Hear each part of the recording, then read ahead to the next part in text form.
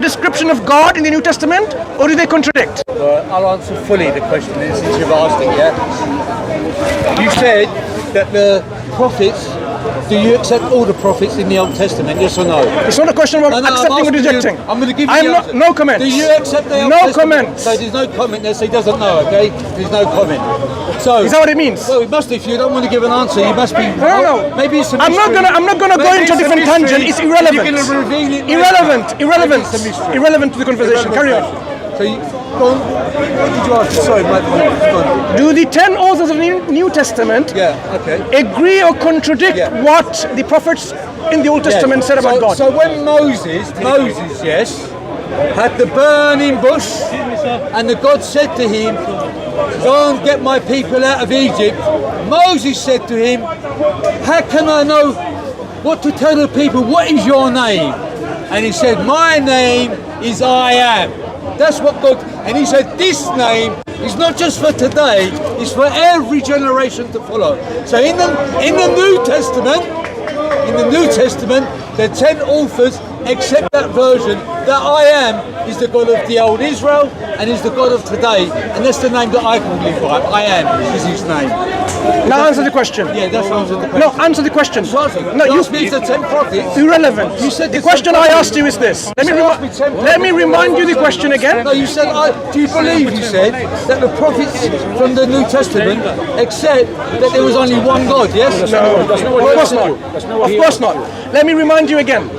Perhaps because it's too much noise here and you haven't understood my question. That's okay. In the Old Testament, I quoted Isaiah. Get back on topic. Child marriage. They don't want to talk about child marriage. So who am I going to speak to? Child marriage. FBN. Hang on, who am I going to speak to? Have you heard of MBR? Who am I going to speak to? You never heard They of don't want to speak FBN? about child marriage, and you said MBR. speak about child marriage. No. I can see you have difficulty. Get back on topic. Back on topic. So now, thank you. Where's your moral standard? So, as I said, in the Old Testament, like Isaiah says about God, One God. I would like you to listen to what I'm saying patiently. God is describing that there is only one God. Before him, he says, before me there's no God form. After me there's no God form. I alone am God and there's none else. Right. In the New Testament, the 10 authors, they correct me if I'm wrong, they describe God as not unipersonal me and I. They describe God as tripersonal we, in which there's a Father, Son. Did they mention FBN? Let me finish. FBN. When they describe this tripersonal deity, there is Father and Son and the Holy Spirit. We covered that after. FBN. The Father cannot simply say, I alone am God and there's none else, because within the New Testament understanding of God, there is not only the Father who is God. The Son is also God. Suppose the Son said, I am God. There is no God before me.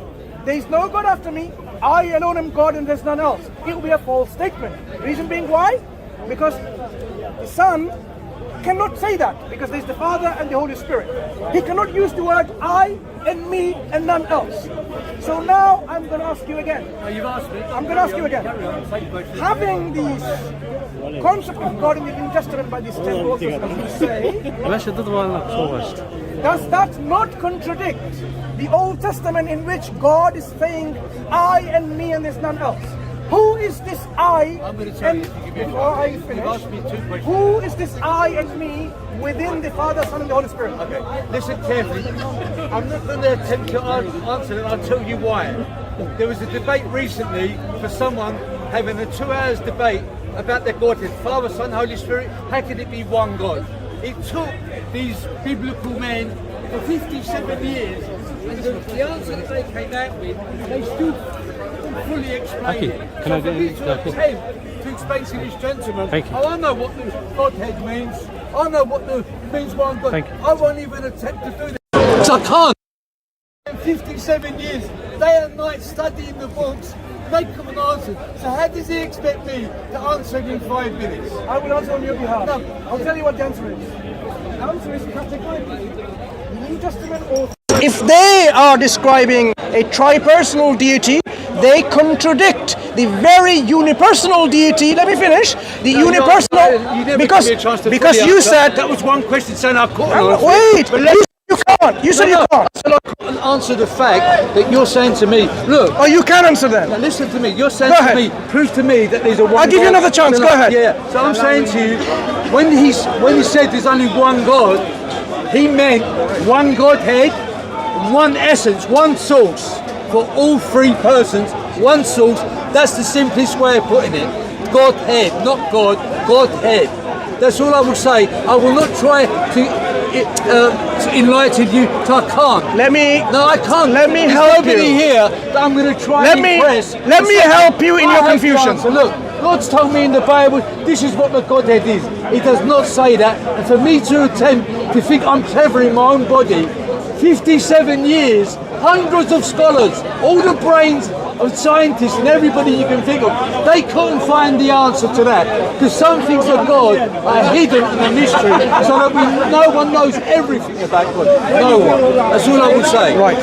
Let me help you in your confusion. No, there's no confusion. Hang It's on. clear what I said. Can I speak? He said I was Can I confused. can I He speak? said I was confused. Can I speak? I'm not confused. Can I speak? No, but you said I'm confused. Oh, you're not confused? No, I just fine. made a clear Fine. statement. Confused.com. It's okay. Brothers.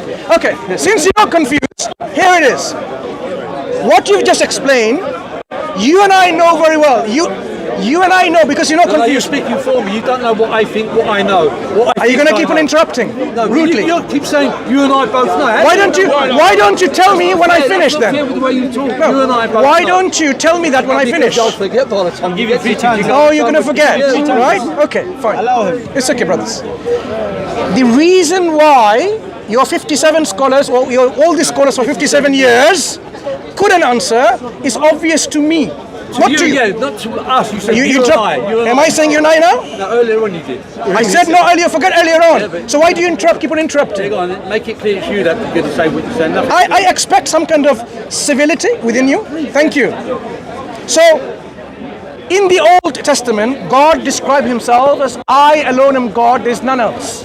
No one before me, no one after me. If you know very well the Trinity, the tripersonal God, doesn't speak. Because Trinity is just a concept in which these three are united. Trinity itself is not another person, not a fourth person. It doesn't speak, it doesn't talk, it doesn't hear. The one that is capable of speaking is the Father, the Son, or the Holy Spirit. So the one to speak, I alone am God, or none else, and no one else, is either the Father, the Son, and the Holy Spirit. Because they're the ones who can only speak. The Trinity is not a fourth person that speaks. Every single Christian knows about it. If you didn't know, you need to learn something about your Christian theology. In Christian theology, the Trinity, the Godhead, is not another God. It is just a description of the three persons within this understanding of concept of God. Trinity doesn't hear, listen, or talk. Trinity is not a person. The one who speaks is a person. Are you now telling me which? No, you just said that the three persons they don't talk. No, I said Trinity. Yeah, that's part of the Trinity. The Father, the Son, and the Holy Spirit. Listen. They speak. The Trinity They speak. itself They speak. is that a fourth person? No, I just told you it's one person, one Godhead with three persons. Right. Each individual has different roles. Who speaks within the Trinity? All three. All three. Yes. Right. Do they speak all three together or individually? They can speak. They can speak as individuals. Yes. Their essence is the same. Hear my question again. Yeah. Well, listen. You're asking me. I'm trying to answer it, but you interrupted me, like you say. Be a bit patient. Ask the question again. You interrupted me. You understood my question, yeah? Ask the question one more time slowly, so I can take it up again. That's what I wanted. That's what I was trying to do. Please. And now you're telling me be No, patient. you said to me the Trinity doesn't speak. You said. Is that right? No, I didn't ask you that question. What did you say? I am telling you once again. No rush. I'm not hurrying. No problem.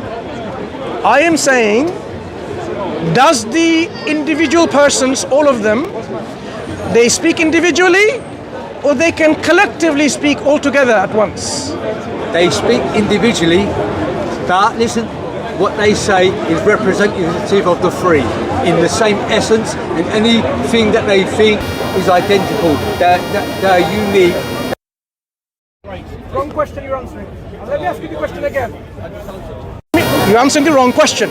My question is, do the individual members of the Trinity all speak at once or individually, separately? I said to you that they can speak individually or in cohesion.